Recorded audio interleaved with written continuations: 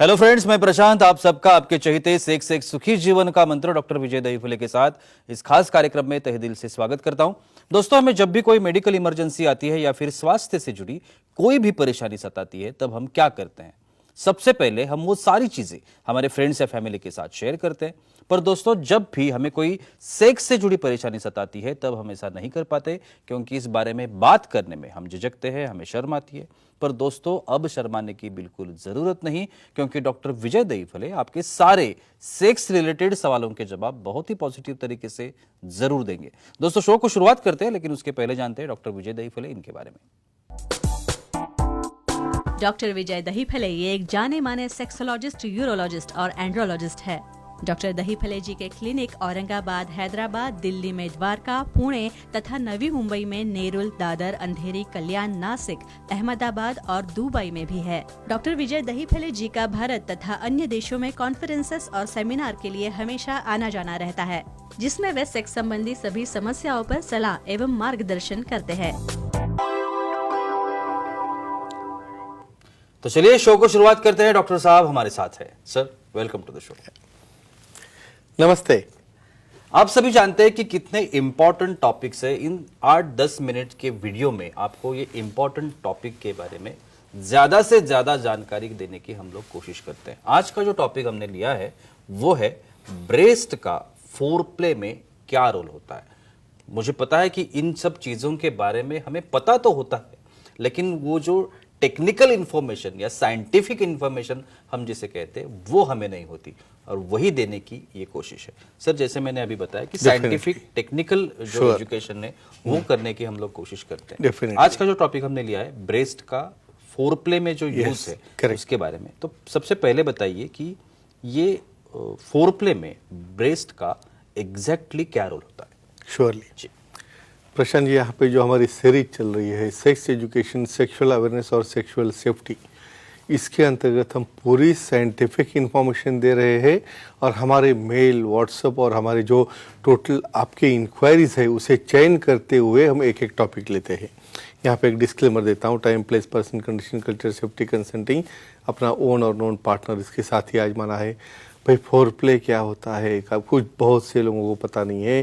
भाई simple example देता हूँ, भाई कोई भी एक्ट करना हो या जहाँ पे भी कुछ समझो कोई क्रिकेट की प्रैक्टिस है या और कुछ प्रैक्टिस आप कर रहे हो, तो इमीडिएट जाके स्टार्ट नहीं करते हो, पहला उसका एक सराव रहता है, प्रैक्टिस रहती है। उसी तरह से फोरप्ले यानी अपने पार्टनर को वो क्रिया में ले जाने के लिए उसे रिझाना है, उसको एक इंटीमेसी आनी चाहिए, उसे एक प्रकार का अट्रैक्शन बढ़ना चाहिए, उसकी वो क्रिया में इन्वॉल्वमेंट होनी चाहिए, तो उसके लिए रहता है फोरप्ले। इन शॉर्ट फोरप्ले में क्या आता है, आज हम ब्रेस्ट के बारे में देखेंगे। भाई ये फोरप्ले का ब्रेस्ट का क्या संबंध है।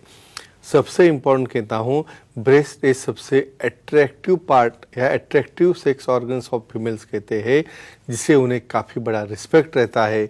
और उसी रिस्पेक्ट से सामने वाले पार्टनर को भी उसे कैसे हैंडल करना है, किस तरह से उसे सपोर्ट करना है, और कैसे सपोर्ट करने के बाद या मूवमेंट करने के बाद या उसे कोई मूवमेंट होने से क्या फ़ायदा होता है, कैसे स्टिमुलेशन आता है, कैसे पार्टनर का एक्साइटेशन होता है, वो साइंटिफिक मेथड से, हार्मोनल मेथड से कैसे होता है, हम वन बाय वन देखने वाले हैं।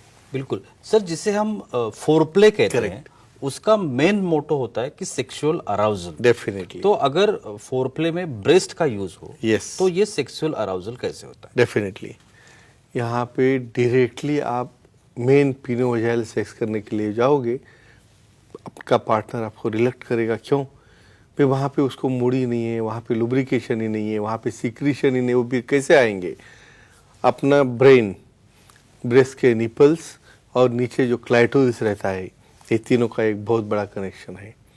जब ब्रेस्ट को किसी भी तरह से जेंटली वहाँ पे मसाज किया जाए या किसी भी तरह से वहाँ पे निपल को स्टिमुलेट करने के बाद उसका पहला इम्पल्स ब्रेन में जो सेंटर रहता है उसे वो कमांड जाती है कि ठीक है, अभी एक्साइट होना है या सिक्रीशन तैयार करना है। तो ब्रेन का जो सेंटर नीचे वजाइनल क्लाइटोरिस से एक्टिव होता है उधर, तो वही सेंटर ब्रेस्ट में रहता है। इसका मतलब ऐसा समझो कि ब्रेन का स्विच यहाँ पे ब्रेस्ट में भी है, नीचे क्लाइटोरिस में भी है, और वो स्विच जब अपर पार्ट से एक्टिवेट होगा तो ब्रेन को बाद में एक्ट में जाने के लिए कमांड देता है, लुब्रिकेशन होता है और अपने आप पार्टनर इंटीमेट होने के लिए वहाँ पे रेडी हो जाता है। तो ये सबसे बड़ा फायदा है अराउजल, अपना पार्टनर को अराउज करके सेक्स के लिए तैयार करने में।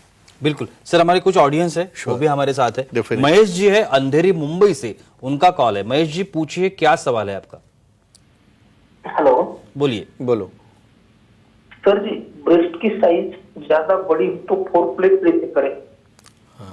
कोई प्रैक्टिकल प्रॉब्लम? ये भी ये देखो, ब्रेस्ट छोटे होना, ब्रेस्ट बड़े होना, ये नैसर्गिक है, जिसके अंदर हम बोलते हैं ना 21 प्रकार है उसके ब्रेस्ट के अलग अलग शेप के। बहुत बार तो फीमेल पार्टनर इतनी डिप्रेस हो जाती है, बहुत बार ब्रेस्ट बड़े हो या छोटे भी हो तो एक्ट करते वक्त उसे वो खोलते ही नहीं है। और उससे क्या होता है भाई, मेल पार्टनर को यहाँ पे उसकी काफ़ी केयर लेनी है भाई, उसे कॉन्फिडेंस में लेना है। अभी इतने बड़े ब्रेस्ट होने के बाद क्या होता है, हमारे चेस्ट का और निप्पल का डिस्टेंस बढ़ गया, तो वहाँ पे जो मूवमेंट होती है तो उसका सेंसेशन, जो नर्व सप्लाई है वहाँ पे अफेक्ट होता है या उतना एक्टिव नहीं रहता है जो एवरेज साइज ब्रेस्ट में रहता है। तो यहाँ पे निप्पल फोरप्ले से उतना स्टिमुलेशन नहीं मिलता है। तो ऐसे केसेस में स्पेशली एक्जिला, यानी हमारे एक्जिला की तरफ नर्व्स अच्छे रहते हैं, तो अपर वाला या ऊपर वाला पार्ट जो ब्रेस्ट का है वहाँ पे और एक्सिलरी पिट में स्टिमुलेट या मसाज करने की वजह से यहाँ पे पार्टनर एक्टिवेट होता है, उसे इन्वॉल्वमेंट होती है सेक्स में, या वहाँ पे वजाइनल सेक्स के लिए उसका लुब्रिकेशन भी काफ़ी अच्छा होता है। यह है scientific information. Large size breast में फोरप्ले हमें अपर पार्ट में करना चाहिए। बिल्कुल, जैसे सर आपने अभी बताया, Sure. ये टेक्निकली ये भी किसी को पता नहीं होता कि एक्चुअली ब्रेस्ट का जो एरिया है सेंसिटिव, तो पूरा एरिया सेंसिटिव होता है या फिर कौन सा area? Correct, very nice question. देखो प्रशांत जी, यहाँ पे हम पूरा साइंस यहाँ पे बोल रहे हैं, और क्यों बोल रहे हैं भाई, इसका इन्फॉर्मेशन भाई आपको जैसे अच्छा लग रहा है वैसे सामने वाले को भी अच्छा लगना है। जब एनाटॉमिकली ब्रेस्ट तैयार होते हैं तब लैटरल साइड से नर्व्स काफी आती, नर्व्स यानी मज्जा तंतु रहते हैं जो कि ब्रेन के तरफ उस टच का कमांड लेके जाते हैं। समझो यहाँ से 10 o'clock से लेके 2 o'clock, यानी ऐसा हम उसका एक क्लॉकवाइज एरिया निकालेंगे तो कौन सा आता है, अपर एंड आउटर पार्ट। यहाँ पे सबसे ज़्यादा नर्व्स रहते हैं, वो सबसे ज़्यादा सेंसिटिव रहता है। और दूसरा कौन सा आ गया, निप्पल का टिप, और उसके बाजू में जो डार्क सर्कल वाला जो अरियोला रहता है। तो ये सब पार्ट काफ़ी सेंसिटिव रहते हैं और यहाँ पे टैपिंग करने से या जेंटली वहाँ पे मसलने से, लेकिन ये सब कुछ भी जो हो रहा है अपने पार्टनर के कंसेंट से, तभी वो एक्टिवेशन में, अरोजल में काम आता है। सर हम अक्सर ये सुनते हैं, Sure. देखते हैं, बहुत से लोग हमें बताते हैं कि फोरप्ले के दौरान हाँ. बातचीत ही नहीं होती हाँ. पार्टनर्स में, Yes. या शर्माते। मैं तो कहता हूँ कि पूरे Definitely. एक्टिविटी के दरमियान ही Yes. करते ही नहीं, very बातचीत नहीं important, होती, yes, क्योंकि yes. एक दूसरे से शर्माते हैं, कई बार Yes. जेंट्स भी शर्माते हैं। Definitely, तो ये जो definitely. बातचीत Yes. का इम्पोर्टेंस है Correct. फोरप्ले में हो, एक्टिविटी में, Definitely. ये क्या है, कैसे है? Sure, very important. आप काफ़ी अच्छे टॉपिक पे आए हो। यहाँ पे देखो, शर्माने की नौबत इतनी ज़्यादा है भाई। मॉर्निंग, ये मॉर्निंग टॉपिक पे मैं आने वाला हूँ। इवन मॉर्निंग का भी आवाज़ वो निकालते नहीं है, यानी ये नेचुरल है भाई। आपको जो अच्छा लगा तो आप समझो आप मुंह से आवाज़ निकालोगे, वहाँ पे उसकी वाह वाह करोगे, लेकिन इसकी वाह वाह कौन करेगा? यहाँ पे देखो, अपने पार्टनर को एक्साइट करना कब इम्पोर्टेंट रहता है भाई, समझो बड़े ब्रेस्ट हो गए या एकदम छोटे रह गए, ऑलरेडी पार्टनर इतना डिप्रेस रहता है भाई, उसे खोलता ही नहीं है। यहाँ पे पार्टनर को बोलना है भाई ठीक है, आपके ब्रेस्ट ठीक है, एवरेज है, लेकिन अच्छे है, काफ़ी सेंसिटिव है, या आपके बॉडी शेपिंग कैसा है, या आप कंपेरेटिवली वेरी एक्टिव हो। इस तरह से जब उन्हें कॉन्फिडेंस में लोगे आप, तो ही धीरे धीरे आपको कोऑपरेट करेंगे। तो बिना बातचीत किए आप आते हो और आने के बाद डायरेक्टली एक्ट चालू करते हो। तो यहाँ पे कौन सा सेंसेशन आया, कौन सा फोरप्ले आया, ना इसको आनंद है ना इसको आनंद है। तो इसलिए एक टॉक, या आपको कैसा लगा, आपको कैसा फील आ रहा है, आपको क्या चाहिए, आपको क्या अच्छा लगता है, ये ओपनली डिस्कस होना बहुत इंपॉर्टेंट है। बिल्कुल सर, हमारे कुछ फीमेल ऑडियंस Sure, भी हमारे साथ है, definitely, उनका yeah. भी सवाल है। उर्मिला जी है जयपुर से, उनका सवाल है। उर्मिला जी पूछिए, क्या सवाल है आपका? Hello sir. बोलिए। बोलो। सर, ब्रेस्ट की निप्पल फ्लैट हो तो फोरप्ले कैसे करते हैं, तो जान कर दीजिए। क्या ये भी साइंटिफिक important टॉपिक है। देखो, डेवलप होते हुए कुछ ब्रेस्ट छोटे रहते हैं, कुछ वन साइडेड लार्ज है, कुछ लैक्स है, कोई बड़े है। उस तरह निप्पल के भी बहुत विभिन्न आकार है और उसमें कुछ निप्पल तो इतने फ्लैट रहते हैं भाई आपको सिर्फ एरियोला काला जो है उसके अंदर डॉट दिखेगा। तो ऐसे केसेस में फीमेल डिप्रेस हो जाती है। 10% फीमेल्स में ये एनाटॉमिकल डेवलपमेंट एनोमली है जिसके अंदर निप्पल दिखता ही नहीं। तो ऐसे केस में मुझे लगता है भाई ऐसा एबनॉर्मल क्या है, फिर मुझे पार्टनर को क्या लगेगा, और कुछ केसेस में तो डिवोर्स तक केस जाते हैं।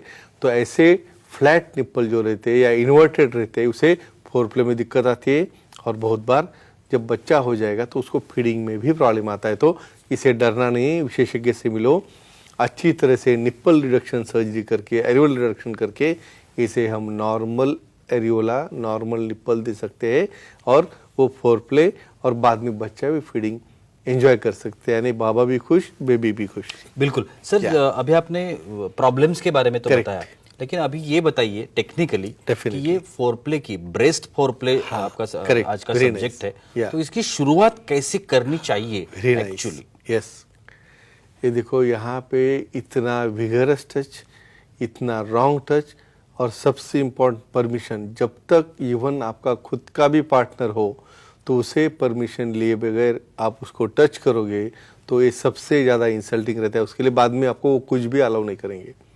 यहाँ पे धीरे धीरे अनड्रेसिंग ऑफ द ब्रेस्ट है, kissing at the year lobule है, लिप्स है, या अपना कॉलर बोन है, उसे करते करते आउटर पार्ट ऑफ ब्रेस्ट को थोड़ा सा माइल्ड टैपिंग फॉर्म में वहाँ पे स्टिमुलेट करना है।